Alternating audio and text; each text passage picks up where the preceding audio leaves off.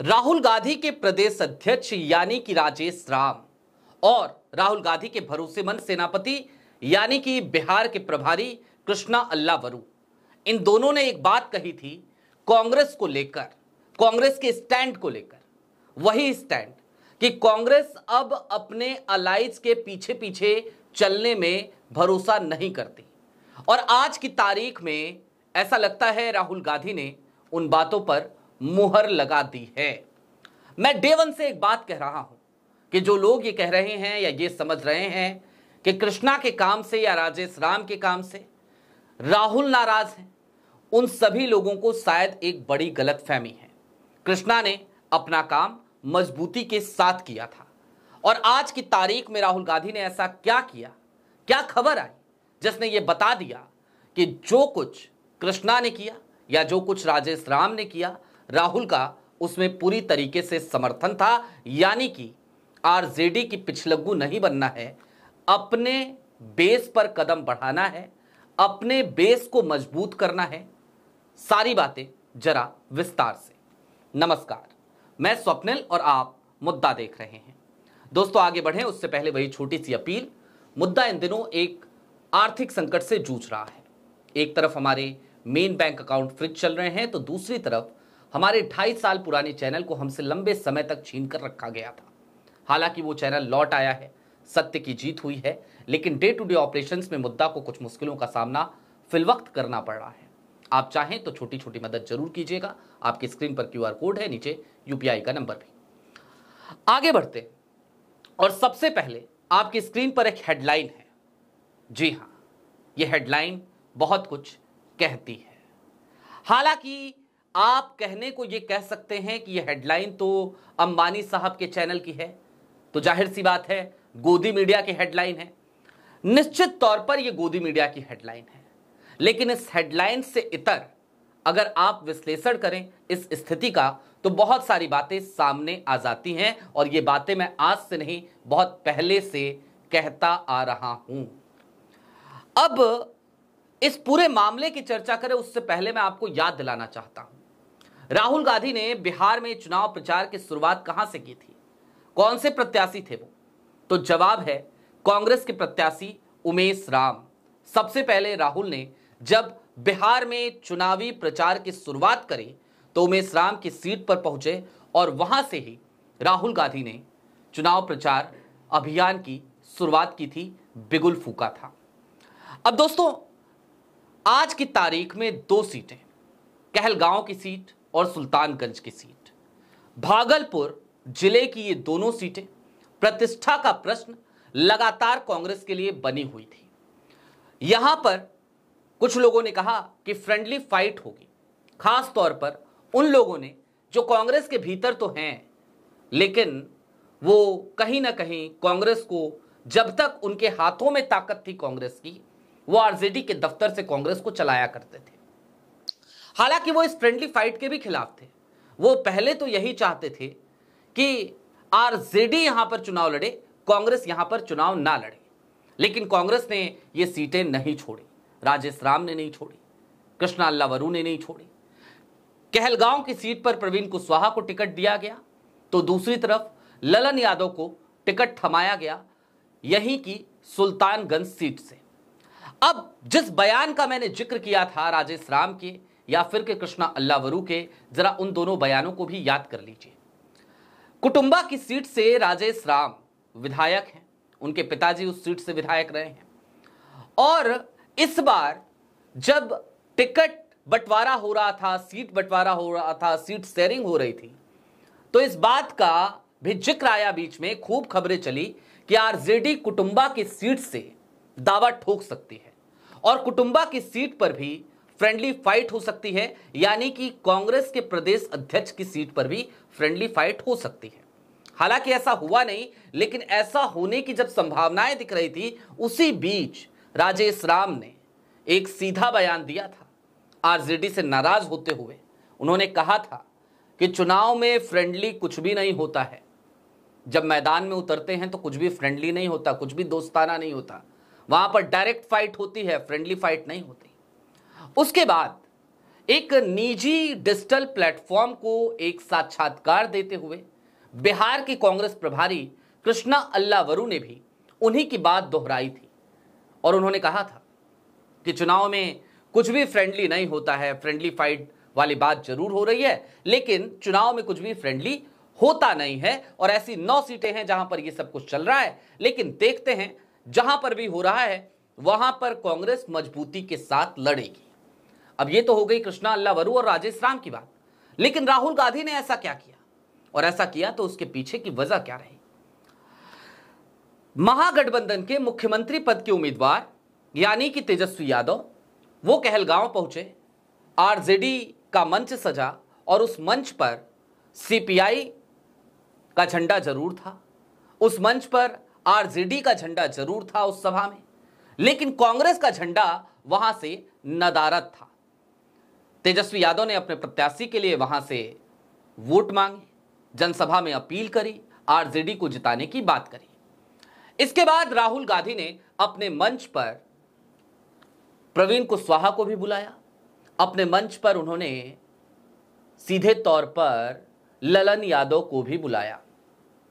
ललन यादव को लेकर मैंने कई बार बात कही है आपसे। हालांकि बीता विधानसभा चुनाव वो 10,000 वोटों के मार्जिन से हारे थे, लेकिन फिर भी उन पर राहुल गांधी को काफी भरोसा है। पढ़े लिखे व्यक्ति हैं ललन यादव। दूसरा, एक टैलेंट हंट किया था कांग्रेस ने, उस टैलेंट हंट के जरिए ललन यादव कांग्रेस के पास आए थे। कुल मिलाकर कांग्रेस ने खोजा था उन्हें और उसके बाद से लगातार ललन यादव राहुल गांधी की आंखों में कम से कम रहते हैं। लिहाजा सुल्तानगंज की सीट भी बेहद महत्वपूर्ण हो जाती है और कहलगांव की सीट तो कांग्रेस के लिए प्रतिष्ठा का प्रश्न था, पारंपरिक सीट की वजह से। ऐसे में इन 2 सीटों पर जब फ्रेंडली फाइट की नौबत आ ही गई, फ्रेंडली फाइट हो ही रही है, फ्रेंडली फाइट इसे कहा ही जा रहा है, तो कांग्रेस की तरफ से पहले तो दोनों सेनापतियों ने खारिज किया कि फ्रेंडली कुछ नहीं होगा, सीधा मुकाबला होगा, और अब राहुल गांधी ने गजब का कारनामा कर दिया। उन्होंने प्रवीण कुशवाहा को मंच पर बुलाया, उन्होंने सुल्तानगंज के प्रत्याशी ललन यादव को भी मंच पर बुलाया और कहा कि यहां से हमारे प्रत्याशी प्रवीण कुशवाहा हैं, ललन यादव हैं, आप इन दोनों को समर्थन दीजिए। जाहिर सी बात है राहुल गांधी का ये एक कदम बहुत कुछ बताता है। मैं बीते कुछ दिनों से लगातार एक बात कह रहा हूं कि आज की तारीख में कांग्रेस अपने उस प्लान की तरफ बढ़ रही है जो प्लान संभवतः आज से बहुत साल पहले राहुल गांधी ने बनाया था, लेकिन उस समय राहुल गांधी उसे अमली जामा पहना नहीं पाए थे, क्योंकि उस समय कांग्रेस राहुल की कांग्रेस नहीं हुआ करती थी और उस समय कांग्रेस गठबंधन धर्म को निभाने वाली कांग्रेस हुआ करती थी। राहुल भी उस समय नई नई राजनीति में आए थे।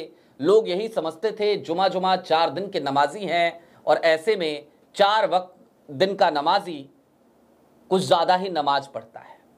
शायद लोगों को लगता था राहुल उसी कहावत को चरितार्थ कर रहे हैं, लेकिन उस समय भी राहुल कांग्रेस को मजबूत करना चाहते थे, अपने पैरों पर खड़ा करना चाहते थे। अलग अलग राज्यों में, देश के हर राज्य में जहां पर कांग्रेस कभी मजबूत थी, लेकिन फिर लंबे समय से वो लगातार वहां पर अलायंस के ही भरोसे रही है।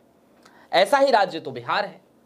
अब ऐसे में बिहार में इस बार जब राहुल गांधी ने कृष्णा अल्लावरू को भेजा, तभी इस बात के संकेत सीधे तौर पर मिल गए थे कि निश्चित तौर पर अब कांग्रेस अपने पैरों पर बिहार में खड़ा होना चाहती है, अपना स्टेक वापस पाना चाहती है। उसके बाद एक और एक्शन हुआ, अखिलेश सिंह को प्रदेश अध्यक्ष के पद से हटा दिया गया। अखिलेश सिंह के बारे में बहुत ज्यादा बात करने की आवश्यकता नहीं है। इस देश का हर वो व्यक्ति जो कांग्रेस को थोड़ा बहुत समझता है वो जानता है कि अखिलेश सिंह भले ही आज की तारीख में कांग्रेस के राज्यसभा सांसद हों, कांग्रेस के बड़े नेताओं में से एक हों, सीडब्ल्यूसी में उनकी एक कुर्सी लगती हो, उन सब के बावजूद उनका झुकाव कांग्रेस के प्रति कम और आरजेडी के प्रति ज्यादा दिखता रहा है। यहां तक कि उनके बेटे यानी कि आकाश सिंह वो लगातार बीच चुनाव में इस तरीके की बातें भी करते नजर आए जिसे पार्टी विरोधी गतिविधि करार दिया जाना चाहिए। मसलन लालगंज की सीट पर वो सीधे तौर पे ये कहते नजर आए कि कांग्रेस के प्रत्याशी को हराइए, आरजेडी के प्रत्याशी को जिताइए। कौन है आकाश सिंह? आकाश सिंह एक तरफ तो यह परिचय है कि अखिलेश प्रसाद सिंह के बेटे हैं, दूसरी तरफ वो महाराजगंज से लोकसभा प्रत्याशी रहे हैं। आप उत्तर प्रदेश का महाराजगंज मत समझिएगा, सिवान से 20 किलोमीटर आगे एक जगह पड़ती है महाराजगंज, एक लोकसभा पड़ती है, वहां से प्रत्याशी रहे हैं आकाश सिंह। उसके बावजूद वो इस तरीके की बातें करते हुए नजर आए। हालांकि अब ये जो कांग्रेस है और इसकी जो रणनीति है वो खुलकर सामने आने लगी है। कांग्रेस अब हर राज्य में खुद को मजबूत करने की कवायद में लग पड़ी है। कांग्रेस का सिंगल पॉइंट एजेंडा है कि वो अलायंस के भरोसे ही हर राज्य में ना चले, बल्कि अपने पैरों पर खड़े होने के लिए जीतोड़ मेहनत करे, और आज की तारीख में कांग्रेस वही करते हुए नजर आ रही है। इसके परिणाम इतनी जल्दी नहीं नजर आएंगे। यह नहीं कहा जा सकता कि बिहार के इसी चुनाव में जब नतीजे आएंगे तो कांग्रेस का स्ट्राइक रेट बहुत ज्यादा अच्छा हो जाएगा, बिल्कुल नहीं कहा जा सकता। लेकिन निश्चित तौर पर इसके परिणाम कांग्रेस को आने वाले दिनों में जरूर अच्छे मिलेंगे।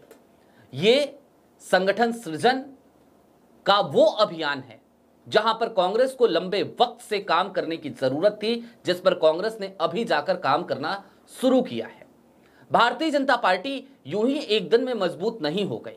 भारतीय जनता पार्टी ने भी सधी हुई रणनीति के तहत सियासत को समझा और सधी हुई रणनीति के तहत तमाम सियासी चालें चली। आज की तारीख में भारतीय जनता पार्टी की मजबूती की सबसे बड़ी वजह उनकी वो सधी हुई रणनीति ही तो थी, वो संगठन, वो काडर, यही तो था। हालांकि कांग्रेस में आज भी लूपहोल्स की कमी नहीं है।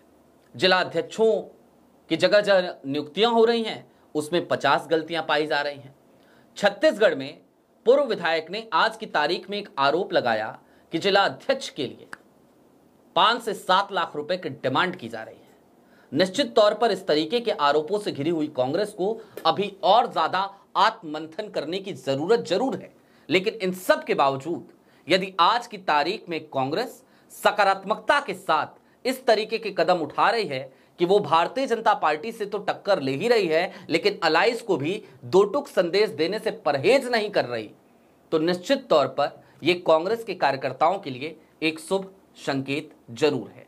आपकी क्या राय है कमेंट बॉक्स में जरूर बताइएगा। अभी के लिए दीजिए इजाजत। चलते चलते फिर वही अपील, चैनल पे नए हो तो सब्सक्राइब करते हुए जाइएगा, सक्षम हो तो छोटी छोटी मदद मुद्दा की जरूर कीजिएगा। बहुत शुक्रिया।